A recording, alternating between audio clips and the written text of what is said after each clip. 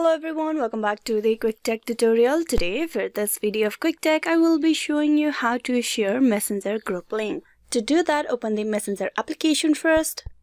So once you open the Messenger, you need to tap upon the group that you want to share the link to different social media platforms. So from here, I'm just going to tap upon this top group.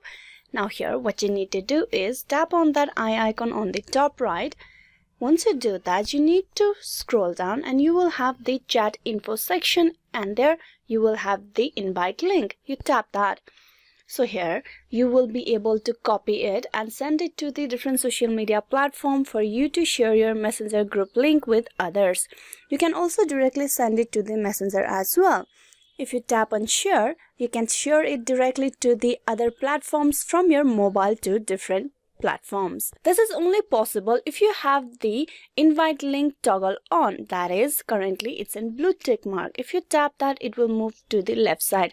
That means no one will be able to share this link with anybody at all.